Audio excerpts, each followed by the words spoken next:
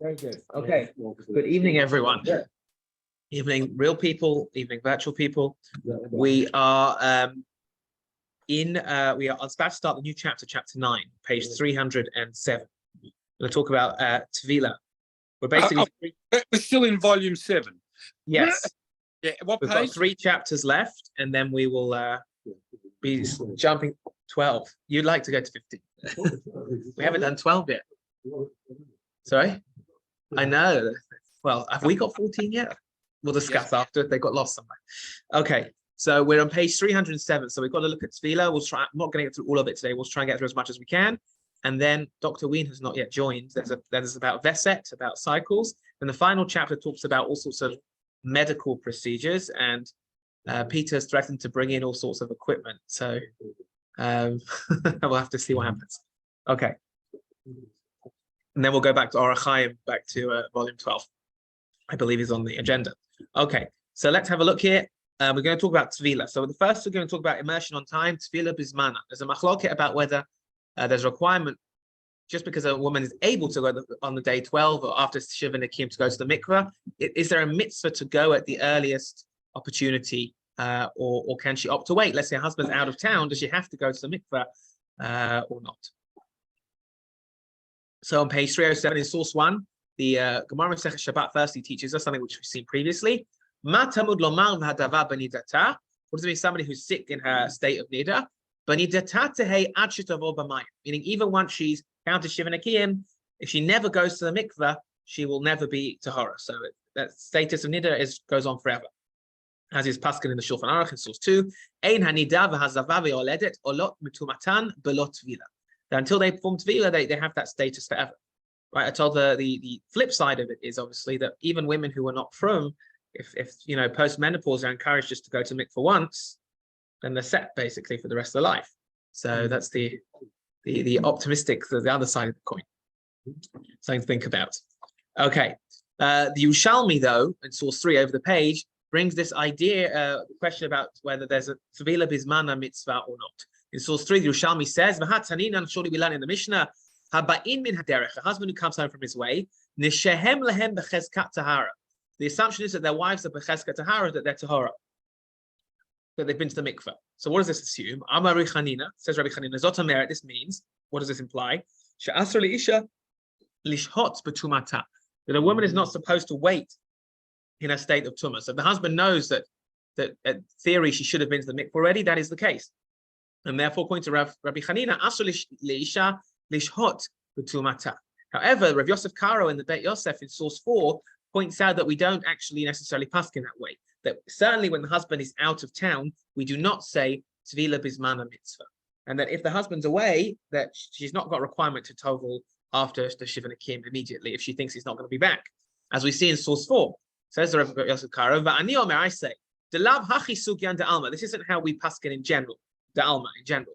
Ella rather, what do we say? Command Amma Tvila Bismana ain't a mitzvah. We follow the opinion that Tvila on the right night is not a mitzvah that you have to tovel at first opportunity. Shahare en lacha isha tovelet k'she'en ba'ala ba'ir. Women, if their husbands are away on business for out of town, they don't have to do Tvila. But nonetheless, he does concede that it seems she'en ba'ala ba'ir, if he is in town, mitzvah litbal bismana. Then obviously, if he is at home and he is in town, then there's a mitzvah to tovel on time. Shahare matzinu. And he brings up the story from Yehoshua ben Nun. Chazal saying the Gemara in Eruvin, but Yehoshua shene'enash al shabitel et Yisrael me'pirav yirva l'layla achat. That he delayed the siege, the story of Yericho, and the Gemara there says that therefore he was sort of told off for that, he was punished for that. That if in theory they have the opportunity to be intimate, they should not delay the tefillah for any reason. And that's how the Shulchan Aruch he himself passes that way in his Shulchan Aruch in source 5, that if the husband's in town, then there is mitzvah of Tvila Bismana in source 5. In Ba'ala Ba'ir, if the husband is around in the town, mitzvah lit bal Bismana, then there's a mitzvah to tovel on time. Shaloli batel mepira v'yiva afilu laila achat. So interesting about whether that would apply if they already have children, they've already fulfilled the mitzvah of Peru Ravu, because the implication of Shulchan Aruch is it's about the Chumrat HaMitzvah of Peru Ravu. But the more contemporary poskim say that's not the case, that even people who've had children or even a woman is pregnant or too old to have children, nonetheless, that halacha applies. So Mordechai Eliyahu in Source 6 in his Darkei Tahara says this explicitly. He says, "U'mitzvah gam ken shetitbal bizmana." There's a mitzvah even for her to tovel on time, even if it's not because she's going to have more children, such as if she's pregnant, or elderly, or if she's unable to conceive for other reasons. Why? Meaning it's not just about procreation, but also the mitzvah of onah, of intimacy between husband and wife, that should not be delayed if the husband is in town. Okay. So they quote here Rav Avadia that says, what happens if the husband is away? So when the husband is away, they quote here in the Torah to buy it, Rav Avadia, who says that there's not a requirement for her to tovel in such a case if she prefers not to. And based on Kabbalah, which is not my area of expertise, he says some people even say that she shouldn't tovel, right, because of Kabbalistic dangers. Again, not my cup of tea. But in Source 7 says Rav Avadia in Torah to buy it, if he's not around, he's on a business trip for another 2 weeks, then she doesn't have to do the tzvila. But Yesha are those that say that she dafka should not tovel if her husband's not there, based on some Kabbalistic sakana. However, even the possibility that that there are kids at home, that she's alone in the streets, whatever the case may be, there could be good justification for a woman not feeling sufficiently secure. Right, that's interesting point. Although the sakana they're talking about is some sort of shaka, some male shade coming, or whatever it is, not my.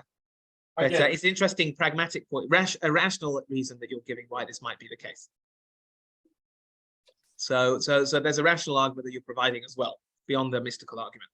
But other poskim do say if there's a chance that he might come home, then she should tovel on time. So Rav Knoll, that was the Rav of Farsion, wrote, I told you, a big Dati Lumi sefer, very popular with young couples in Israel, called Ish V'Isha. So often they give it to when young Dati Lumi couple in Israel get married or engaged. This is the book they use, or the present that they give. So Ish Isha in Source 8, he says, "Ein le'isha litfot tvilata." A woman should not push off her tvila. Afilu im isha eino be'ir, even if her husband is not in town. Ratzoi litbal berega she'yochola litbal al pi din. She should tovel the earliest time she can halachically do so. Why? Tamid kayam hasafek shema yagia ha'ish ba'ofen bilti tzafoi. There's always a chance that he might come home unexpectedly. Surprise, right? But Keitza timsa mikvah patuach b'shah mu'cheret, and it's so late at night, suddenly she goes to the mikvah or whatever it is. So therefore, he says if there's a chance he might come home, then maybe it is she should always tovel if there's a chance, unless she knows he's really out of town. And she's, so it is in Israel. That's exactly the argument they always give. Miluim, that you never know. The last minute that mishachrer you from Miluim, like you never know. You just never know what's gonna be. So right. So that's what he says. Unless you've literally spoken, over the phone, and you can verify that he's overseas. It's not, surprise, a surprise visit at home. So that's what Rav Vazna says. If we go over the page in the Shevet Halevi in Source 9, he says if you know for sure. So he says in Source 9, when he's definitely not going to come because they spoke and he's definitely overseas. It's the poskim of Zara Kodesh, the sakana litbal. Then this is mystical sakana, not to tovel. Okay, so there's again a machloket there, but said the rational way of looking at it is if there's a chance he'll be home, then she should tovel when she is mana. Then even if he's not currently in town, if there's a chance that he should.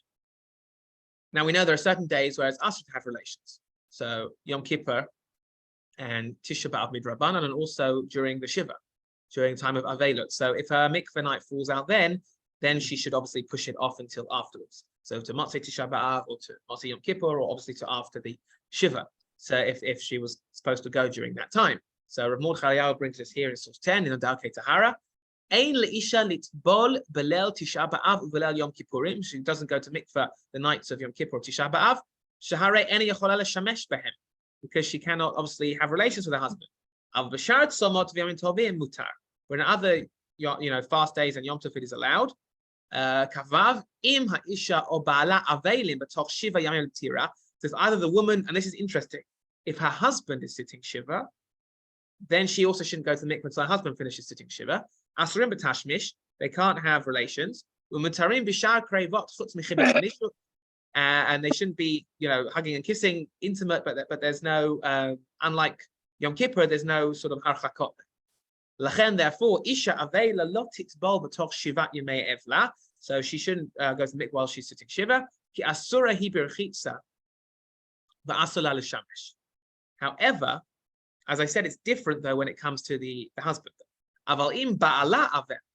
So if her husband is an avel v'hi eina avela and she's not, then she can actually go to the mikvah earlier.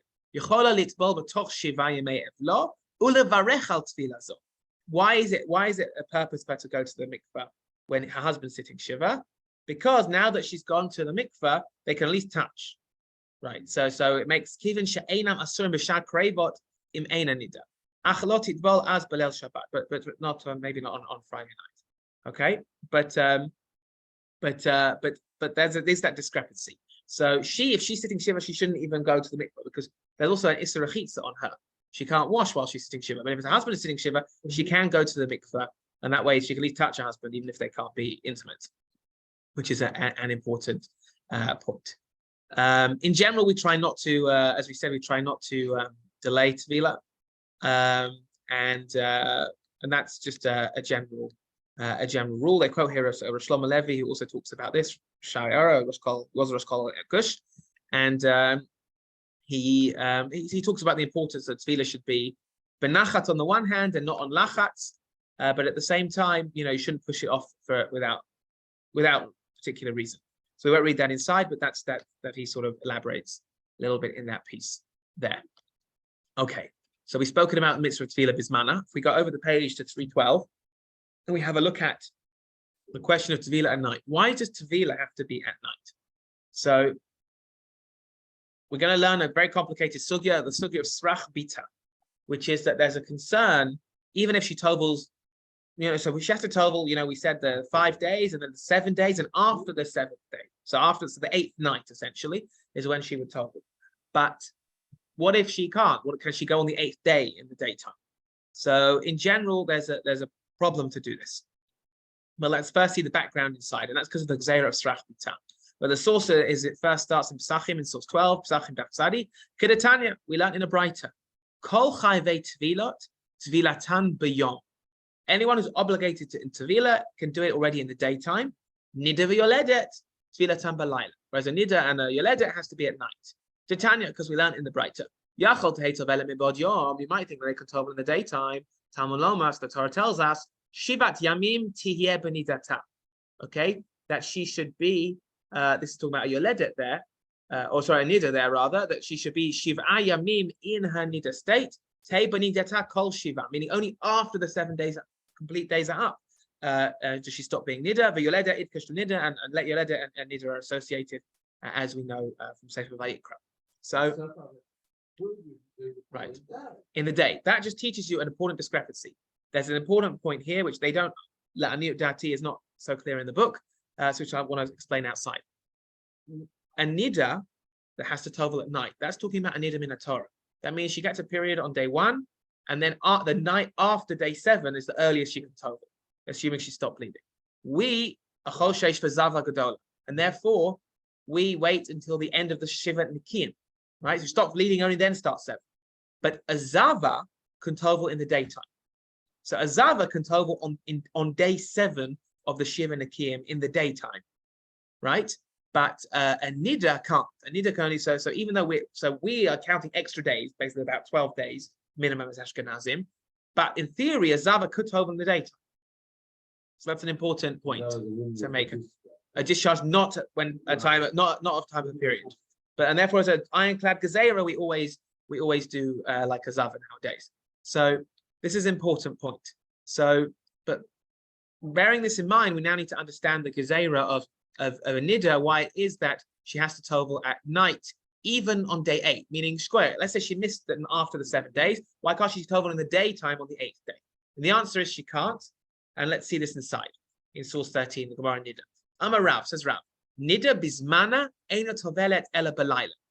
So Rav says if it's on time after 7 days, then it has to be at night. But shalom bismana, if it's not on time, if she's missed the night, she's going the next day, then she can go according to Rav in the daytime. Tovelet bein bayom bein balayla. Once she's after the 7 days, why not go on the 8th, 9th, 10th day in the daytime? Rabbi Yochanan disagrees over the page. Rabbi Yochanan says, no. Bein bismana, bein shelo bismana, whether it's on the 7th day or not. Eina tovelet abalayla. She can always only go to mikveh at night. Mishum srach bita, because of her daughter following her. The concern is what? That she's going to mikveh on day 8. Her daughter learns from her, right? First, it's halacha is here, mother and daughter, right? So the concern is that her daughter will see her going to mikveh in the daytime. Her daughter won't realize. She won't realize that she's going to the mikveh on day 8, and she'll say, it's mutter to go in the daytime. So she'll learn and accidentally go on day 7 instead of after day 7. So just because her daughter doesn't know what day of her count she is, and therefore as an ironclad rule, we never go to the mikveh in the daytime. And the Gemara says that even Rav was chozer, but he changed his mind to agree with Rabbi Yochanan. So it says in the next paragraph, Va'af Rav hadarbe. Rav also retracted this. Da'am Rabbi Chia bar Avashi amar Rav, as they said in the name of Rav, Nida. Bein bismana, bein shelo bismana, eino tovelet ela belayla. She can only go at night, mishum srach bita. Because again, of this gezer of srach bita, and we don't play around with these things, as Rashi points out there that they brought in the brackets. Rashi, shenoheget achrel it's bol bayom, because her daughter's going to copy her and learn the halacha and tell her in the day. Va'afilu bismana, on day 7 instead of on day 8. Va'atzi the day karet, and that could be a problem of karet. She goes to the mikveh too early. V'lo yada di ima b'shmini hu de tavla bayom, but she didn't realize it was already day 8 for her mother and not day 7, and therefore, as an ironclad rule, we don't tovel typically in the daytime. So the question is, nowadays we've added days because nowadays it's not the 7th day because it's Shiva Nakiyim nowadays. So the question is if there's room to be Mekel. Someone in a situation of extreme need, for example, might be traveling an extended journey on the night of the 8th night. So we're going to now talk about exceptions to that rule. But as a general gezerah, there was no feeling, even in your day 2, 3 days later, not to tovel in the daytime, so they don't accidentally think that they can tovel in the daytime and get the wrong day, and tovel too early, which doesn't count. So the question is, well, is it ever allowed? So Rishonim have a machloket as to whether, so she missed the 7th after the 7th day, the 8th night. Can she then on the 8th day tovel towards the end of the day and then return home after dark? Because that way her daughter won't learn from her. Because when does she walk through the front door? It's after dark already. So her daughter's not going to think, or no one will mistakenly learn from her. I toveled in the daytime. Because you don't know what time she went. Unless you walk in a minute after dark, you won't know what time she toveled. So it's a machloket Rishonim. Firstly, the Mordechai in source 14 brings the Rashbam, who does not allow it. But Rashbam haya matzrich lelechet litbol la'achar chashecha. She can only go to the mikveh after dark. Rabbeinu Tam lo haya matzrich. Rabbeinu Tam didn't require this. Rak shetashuv tiyeh chashecha. She can tovel at the 8th day according to Rabbeinu Tam before it gets dark, as long as she only returns home after dark, and that way there's no mistaken learning from her actions. And the Rosh also brings this as well, and he explains that slightly differently, as we're going to see. That according to the Rashbam, she can leave the house before dark. She's just not allowed to immerse until after dark. So he sort of makes it a bit more moderate in source 15. Says the Rosh, Rashbam haya machmir. How was the Rashbam machmir? Shelot titbol ad shetechshach. She can only immerse after dark, even after day 8. Rabbeinu Tam haya omer, as Rabbeinu Tam says, no, after day 7 there's no requirement for dark. She'ein tzarich lachmir chol kach rak shetitbol samach chashecha. She can tovel close to dark after the 8th day. V'tavo lebeita mishechashecha, as long as she walks through the front door after it's already dark. V'az leik lemecha shlistrach bita, and therefore there's no concern that her daughter or others might learn from her incorrectly. Okay, and how we paskin. So we talk about this, and we talk about that in the case of need, that there might be room to be makel, which we're going to see in a minute. But first, let's see how the Shulchan Aruch codifies this halacha, that on the 7th day it's too early, as we said, and only after the night. And we're going to talk about the exceptions in a minute. The Ramah, was going to see in a minute, also brings that there's an exception of a kala. A kala can maybe, there's no concern about learning from them then, because she's only going to also be alone with a chatan after dark. So there's less of an issue there, as we're going to see in source 16. Says the Shulchan Aruch, Asura litbol b'yom shvi'i. It's too early to go on the 7th day. Va'afilu imam tenet militbol ad yom shmini od shi. Even if it's the 8th day or the 9th day, eina yachola litbol b'yom mishum srach bita. We're on page 314. If you want to join us, talking about time for toveling. Okay. So, sorry. Hasidim a few days late. That's the so talking about how the daytime, not toveling in the daytime. So the Shulchan Aruch there says, so even if in the daytime, the 8th or 9th day, it's no good. So you don't come to learn, the daughter doesn't come to learn from mistakenly. And the Haggav, we skip to the end of source 16, says the Rama, Kalas can tov in the daytime. Why? There's no concern of getting mixed up. They're only alone with the chatan at night. But if once they've had chuppah once, then the same rules as other women apply. So he says that there's room here, but it's important that the Shach here, quoting the Bach in source 17, says that it's Shach and the Bach, right? They're a team here, it seems, and they say that what we saw before, that they're more machmir in this regard, and that she shouldn't even leave home to go to the mikveh while it's still light outside. So we saw before Rashbam and Rabbeinu Tam, but the Shach and the Bach take more machmir position, unless she's going to get ready at the mikveh. Because if that way, if her daughter knows she's going to get ready there, then her daughter has no idea what time she's toveling, and she's not going to mistakenly learn from her that she can tovel in the daytime. But if she's getting ready at home, she shouldn't get ready at home and then leave. Once she's ready, leave while it's still day, even if it's going to take 20-minute walk to the mikveh, or whatever it is, if there's a concern. That's what the Shach says here in source 17. The Chatav Beit Chadash, so he quotes the Bach of Yov Sarkas, even to go to the mikveh house while it's still light outside is aser. That's talking about when she gets ready at home and then goes straight to immerse. However, if the bathhouse, they don't everyone have baths, right? So it goes to the bathhouse to get ready. If the bathhouse is there in one place, if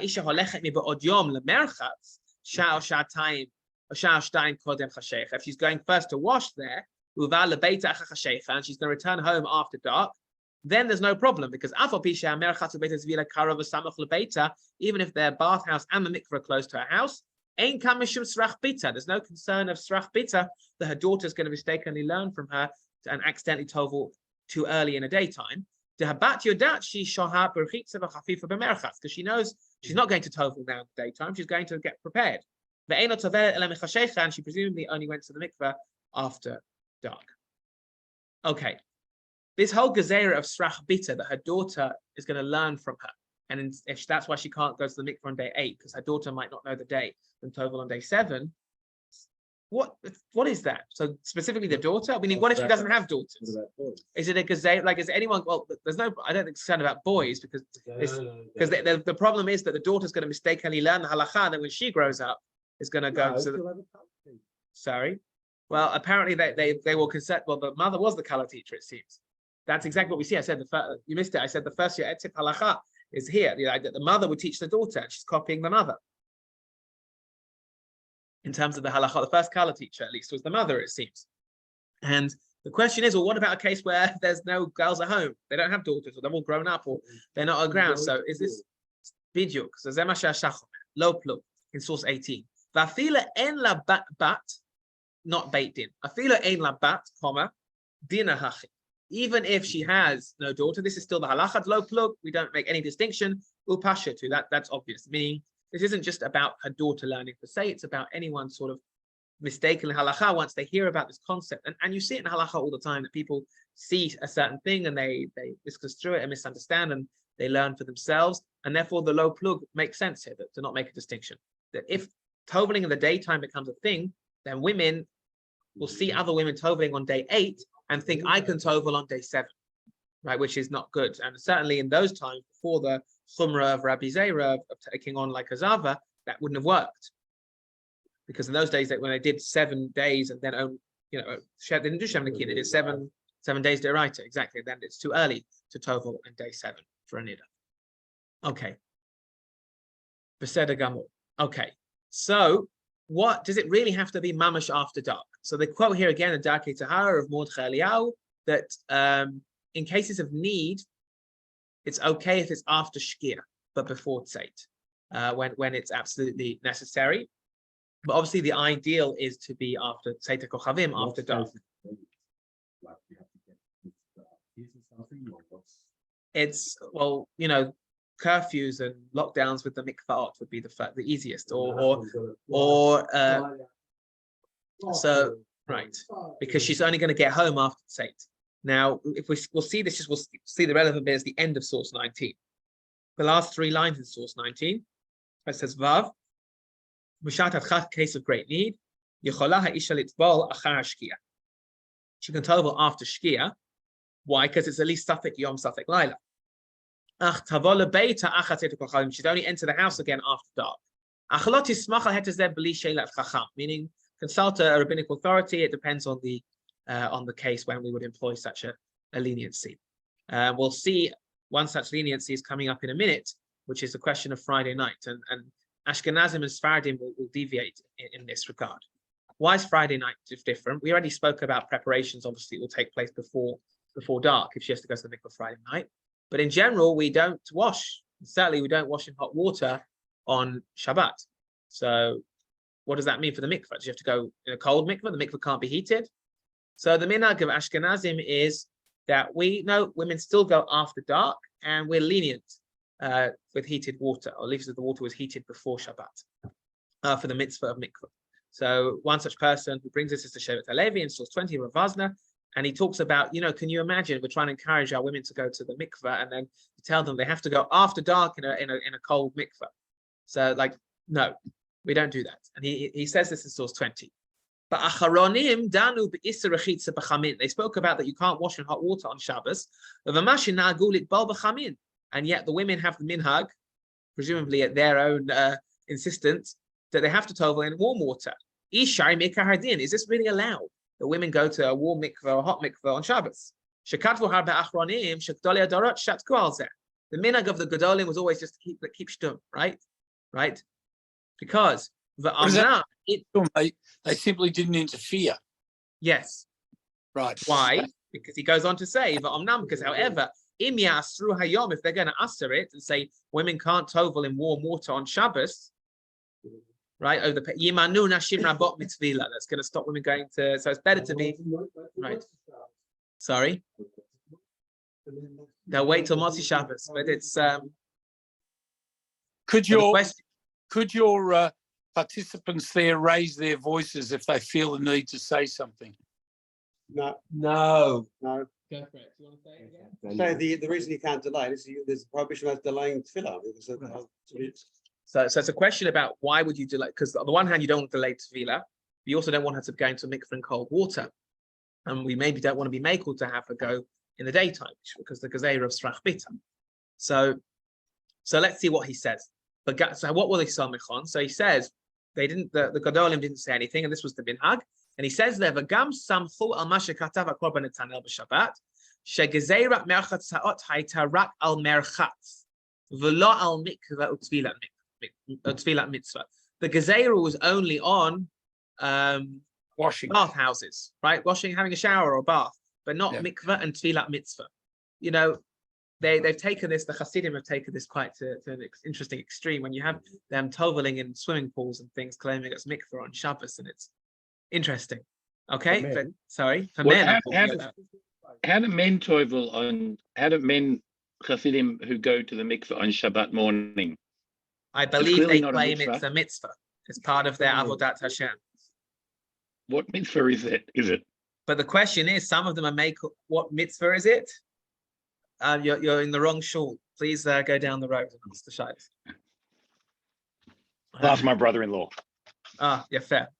But that's their way. That's their derech, that they see it as part of as a mitzvah in the sense of avodat Hashem. What I do have issue is the idea of them going to the swimming pool which is What hap- certainly a mikveh which is at least possible midrabanan, if not midiraita, because it's What mine happens- shuvim. What if the person's a bulk carry? Then he has got a reason to go. But that's the rationale. But then it's sarich iyun. Let's leave it at that. But we see that we're speaking about the Gemara there, Brachot Daf Kaf Aleph. The rabbi spoke about it between Mincha Marav yesterday and today. That that there's all those sugyot which talk about Tumat Keri, but whether or not they were taken on is a separate issue. But either way, this is what we're samech on. The Gezerah did not include mikveh, immersing in a hot mikveh, and he also brings with Anoda Yehuda Katab the Gamhu Eino Mocher. Also, the Anoda Yehuda himself, Rabbi Cheskel does not complain. Umutav Shiu Shogagin. Right, it's better that they should do it, or it should be shogagot, I suppose in this case. Another reason to allow it is mishum olam. Because our generation we're weaker. What can I say? Especially in the winter. Right? So everyone's sick when it comes to the bitter cold. And most people cannot tovel in cold water, and therefore the minhag is to be makel and after dark, but they tovel in hot water which was heated before Shabbos at least, and that's the convention to be lenient.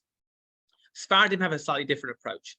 Sfaradim don't like the idea of toveling in hot water on Shabbat, so that they can say only mayim poshrim, like tepid lukewarm water at the most.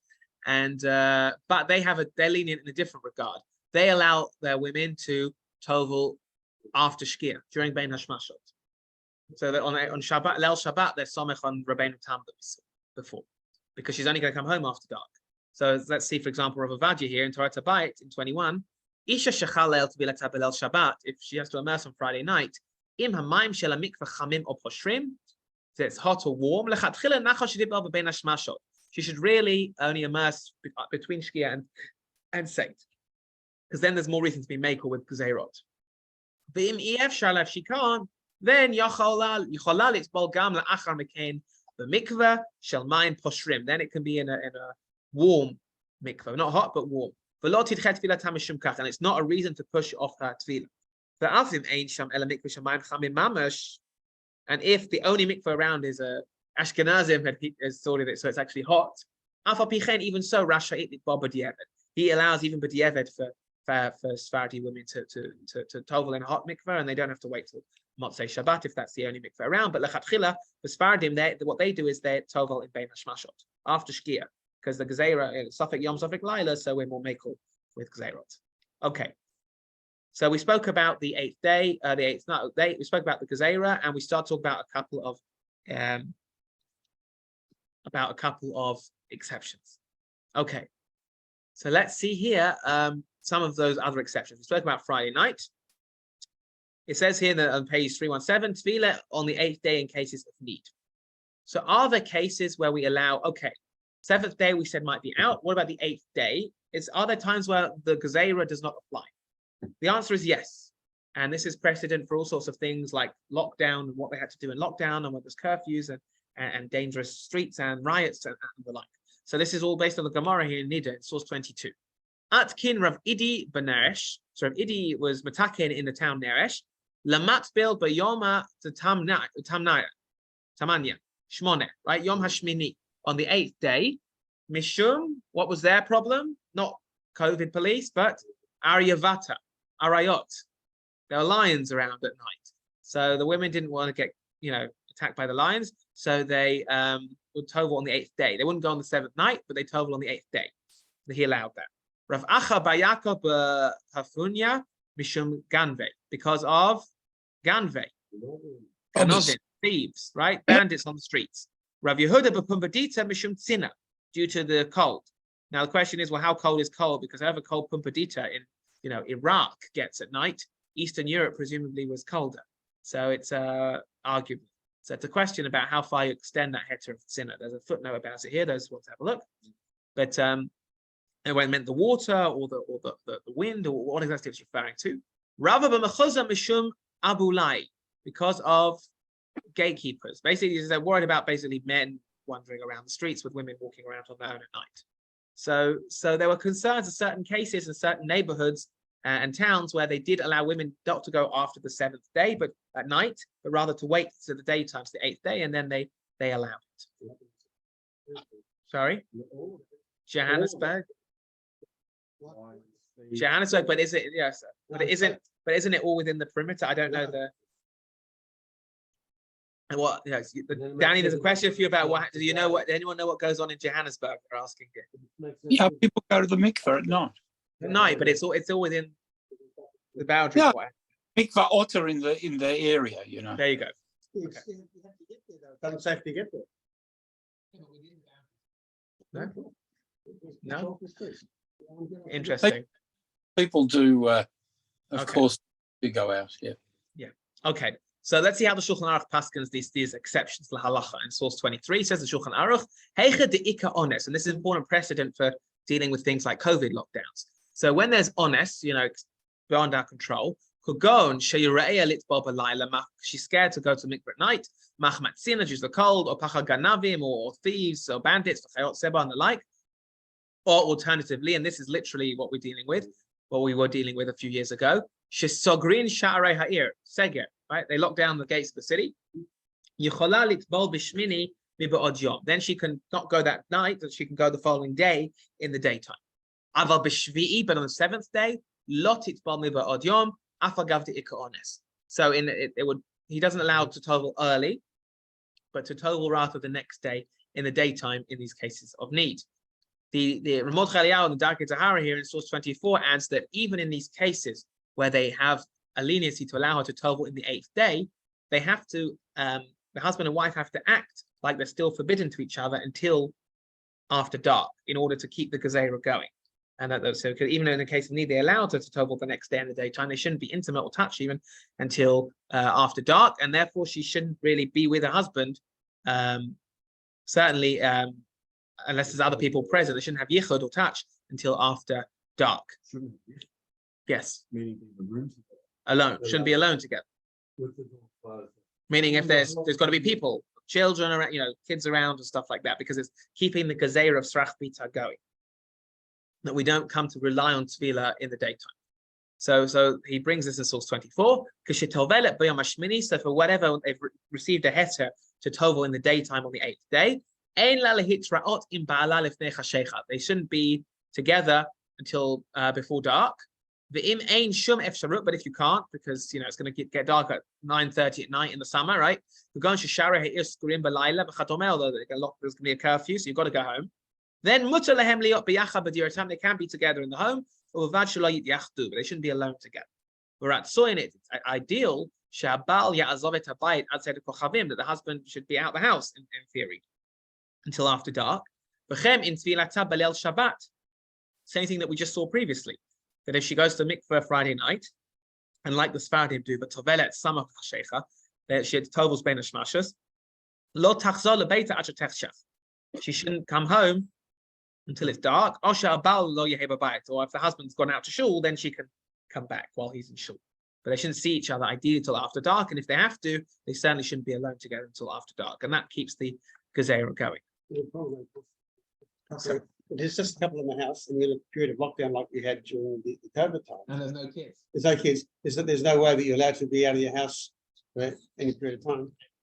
You'd be sitting in your front garden, I think, for half the day. If you have the bucket of fats, you leave the door unlocked or something, or open, on jar. And that's essentially the gezerah which they're maintaining here. Interestingly, here they bring Rav Ovadia, who allows, even if there's not a great need in certain circumstances, to tovel in the daytime on the 8th day, meaning she doesn't want to go on the 7th day at night. She can push it off to the 8th day, but that is not the accepted practice. It's not the derech hamelech. He allows it if she doesn't tell her husband until after dark. By the way, I've toveled. Surprised, right? So, but it's not the accepted practice. They bring Rafuz or Shlomo Levi, they bring Machon Pua and others, and that's not our typical accepted psak. What are you going to say? So yichud just means because we don't want them to be intimate before dark, so they shouldn't be alone.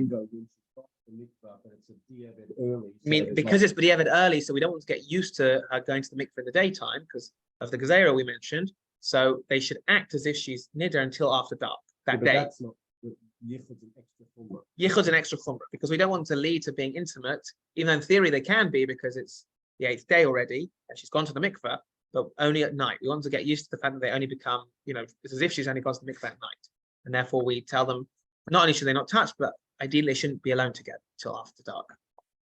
That's how he explains. Anyway, they bring Rav Ovadia here in source 25, who talks about, he gives a more lechatchila, not lechatchila, but in certainly times of need, if she wants to hide that she went to the mikveh to allow it. But we won't read that inside, just eye on the time. But that's not typically the way we go. Only in certain extenuating circumstances do we allow toveling in the daytime. Other such examples was, if there's not going to be a mikveh readily available, COVID lockdown, they'll talk about in a minute, see if we get to it today. What about Tvila on the 7th day before Shkia? So certainly at the times of when they were doing Niddah de Oraita, when she was actually toveling after the 7th day, there's absolutely no way she could tovel on the 7th day because you need 7 whole days from the first day. But nowadays, where we're doing Shiva Nikiyim, meaning you wait 5 days and only then you start your 7 days. So toveling on the 7th day it's been more than 7 days since a period started. So in theory, it would be nothing wrong with toveling on the 7th day, if not for this gezerah of srach bita. So the question is, we said there are certain circumstances where there's fear about lockdowns or the streets are unsafe, where we would allow toveling on the 8th day. Would we extend this in certain cases to even toveling on the 7th day on condition that she returns home or only has yichud with her husband after dark? That's what we're going to discuss now. If you're flying from the States to Australia, you leave Sunday morning and you arrive on Tuesday afternoon. I think it would go by the person, go by her account. Interesting. You've been flying for 14 or 18 hours, In, but you've actually got a 2 day. you skip a day. You skip a day, you lose a day. So I think it'll probably go by the individual. It'll probably go by the. Interesting. I think it's interesting. I'm not 100% sure. I would assume it would go by the individual. It's not individual. We know Because, that from meaning, written by yes. in Orhat Oram. Oh, Hadoram, Rav 511. There you go. Okay. So, I mean, it would make sense because this is, I mean, even though we know we typically in the non-Chabad world, we don't accept when it comes to Omer that Usfartem Lachem is dependent on the individual because the dates of Yom Tov and things are fixed. But Safra La Shivat Yamim is pretty subjective. So he discusses this, does he? The bris milah from New York to Melbourne, the bris milah is going to be here. You go according to the days of the child rather than. Because again, these are very personal halachot about one's own existence, one's own lifespan. Interesting. Okay. So Tevila on the 7th day, is there any room to allow this? So they bring here a discussion between the Shevet Halevi, Rav Vazna, that he records his discussions with the Chazon Ish. Because we saw the Rabbeinu Tam earlier does allow toveling towards the end of the day, close to Shkia, as long as she comes home in time of need. So do we have such requirement? Let's say she can't, the option of going to the mikveh on the 8th day is not an option. She can't go that night, and she can't go the 8th day either. Let's say they've got the case that he brings is that they're going on a cruise, or they're going to the Yam, so they're going to go away, and that there's no mikveh. They're going somewhere there's going to be no mikveh for a long time. So she's got to go on the 7th day. She can't go on the 7th night, and she can't go on the 8th day. So can she go on the 7th day? So this is the discussion between the Rav Vazna and the Chazon Ish, which he records here in his Shevet Halevi in source 26.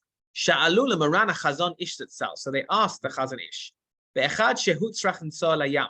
Somebody has to go overseas. Va'oniyah hayta atida letzet b'yom hashvi'i l'nekiyim kodem halayla. That on the 7th day of the Shiva Nekiyim is when the boat's going to leave. V'lo ratzu l'nsoa zman aroch b'tuma. And if so, she can't go to the mikveh early. Then they don't want to be on this trip for weeks, and she hasn't got a kosher mikveh. V'hayamakom lahatir shetitbal b'shvi'i ba'od yom. And there'd be room. She got the whole ocean. This is You've true, got the but whole ocean. you're Yeah. assuming, love. I know. I was waiting for somebody to say this. We discussed about various gezerot about public toveling and the idea that she might not do it properly and that everyone's watching, even if she does have a loose gown on or whatever it is. Which certainly when it gets the namal, the port, and it's certainly not ideal. And the fact that they discuss it and they didn't suggest it, I think, is important in terms of that we're not expecting her to jump overboard at some point on this cruise. So they had room to allow her to tovel on the 7th day already in the daytime, on condition that they don't meet each other until after dark. That would be the equivalent as if she hadn't come home and seen him until the night, which we allowed. Remember, the Rabbeinu Tam allowed if she tovels a bit early, as long as she only returns home after dark on the 8th day. No, but Rabbeinu Tam allowed it even samach lechashecha, because as isn't really the 7th day. We've done 5 days, bidyu, because it's not really the 7th day for us. It's the 12th day. Because otherwise it's going to be weeks without a mikveh. The Chazon Ish was machmir though, and he did not suggest like Peter that she jump overboard. But Chazon Ish hichmir b'zeh, he was machmir. V'danti imo lahatir b'chia gavda, and says Ravaz. Now I discussed with him that maybe we should allow it in this case. Shehu mikra miyuchad, it's very special circumstances. V'chein matzoy ba'anashim shetzrichim letzaval izman rav. He says in mishpachtam they have to go to war. Not exactly what he's referring to, with their family. V'im yamtinu, and if they wait, yit acharu, it's going to take a long time. V'nisayon gadol, it's terrible to go weeks without being able to be intimate or to touch each other. And therefore, he's cholik on the Chazon Ish. He says at the top of the next page, it seems that even with their gezerot, they do not decree against toveling in the daytime if it's going to lead to weeks of not being able to be together. Even though, as we saw together, Chazal were very strict about toveling in the daytime. And then practically speaking, so he will only allow toveling on the 7th day in a really difficult scenario like this. If they're going to be several weeks without a mikveh, not several days. And how much more so if they're actually going to travel overseas on the 7th day, and they don't think their destination, they're going to find a proper mikveh. So in very limited circumstances, we would even allow Tevila nowadays on the 7th day. And that's because the 7th day, I'm just filling in, it's not really here, but because the 7th day isn't really the 7th day, it's really the 12th day for us, which is important to bear in mind. Or the 11th day, depending how you count. Okay. And therefore, there'd be room in really fixed circumstances to allow this. Okay. And they bring Rav Ovadia, who gives another leniency, that he says it doesn't have to be weeks. He says she's not going to be able to go to the mikveh, obviously, that night. She won't be able to go on the 8th day, or the 8th night, or the 9th day. Then he allows tovel on the 7th day on condition that she only comes home after dark. So again, he doesn't require it to be that they're going to go on a cruise for weeks, but without a kosher mikveh, but rather if in the next 2 days, even in the daytime, she's not going to be able to have a kosher mikveh, even in 3 days' time she will, then she can tovel on the 7th day, as long as she only comes home after dark. So he says there in source 27, even though you can't usually tovel on the 7th day in the day, honest, even if you're pushed, nonetheless, if it's a great time of need, there's no way she can tovel on the 7th night. And there's no way she's going to tovel the next 2 days or next 2 nights. If she wants to be lenient and allowed to go to the mikveh on the 7th day, close to sunset, but often in such a way that she'll only see her husband after dark. He says 15 minutes, depends where in the world you are. Then there is what to rely on in this case. Okay, the last few minutes, let's have a look at a more recent application of this. Yep, you believe it already. So if we look at the last few minutes, practical application they bring here, we'll see how much we get through. Tvila during COVID-19 lockdowns. So they bring different scenarios here. I won't read all of this blurb inside, Some scenarios are that there's a curfew, or that can be nothing to do with COVID, just in general to have curfews in cities, riots outside. Another issue is the fact that there's limits the number of people you can have in any space at one time. Well, they call it density. That was the density limits. And therefore, you can't have 10 women come to the mikveh all waiting in the waiting room. And you've got to also clean the mikveh in between. So what happens? What happens in these cases? Do we allow to, we have to have more appointments in the daytime. So do we allow women in this case to tovel on the 8th day? Presumably not the 7th, but what about the 8th day? So this is a question. So they bring here the chut of the Minchat Asher, of Asher Weiss here, who wrote about this in his, he's got a book on a booklet on Shutim that he wrote about COVID. And he discusses this in source 28. And he says, according to the authorities, you've got to be careful about, disinfecting the mikveh, sanitizing. Between each woman. You've got to socially distance between the women coming to the mass. In many mikvahs, it's impossible.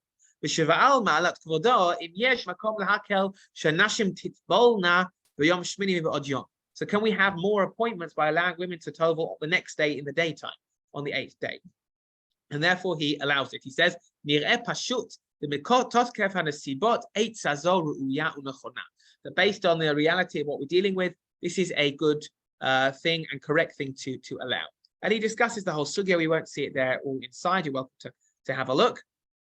But I do want to say that he talks about the idea that this is an onus of the rabbin. This is extenuating circumstances of the community. And Rav Asher Weiss really was a dugma l'mofet in terms of taking especially in the Haredi world, a shining light in taking the government advice and medical advice very seriously, and the obligation he used to speak out against the obligation to follow that advice, and vaccinations as well. And he says, he ends off there in that final paragraph, if we decide to be machmir in this, our case of COVID is a case of honest rabbit. It's a public honest. This is something which is for everyone. Everyone knows about this pandemic. It's important to have a revach between each group. It's as if it applies to the whole city, and therefore he allowed Tvila on the 8th day and to open the mikveh in the daytime for women to tovel the following day if they couldn't all get an appointment at night. And others talk about similar circumstances. Here they quote Nishmat, who also deal with this case. What about if they're going to close the buses at night, or they're going to close the mikveh because there's a lockdown is starting from 5 p.m. 6 o'clock? Then can you tovel? So then they also allowed on the 8th day, Bayom Hashmini, to allow Tvila in this case, and you can see the tshuva there as well. Okay, I think maybe we'll stop here, just allow time for between the Hilleseh and Rabbi Kimpli's shir. Afterwards, Yishakach Hachem. We'll continue this next week, and got 2 more chapters, and then we're going to skip back to volume 12. But Dr. Peter Wien, you're going to be bringing in show and tell apparently in a few weeks. Is this correct? For the final chapter. Is it just patience or? Sorry. Okay.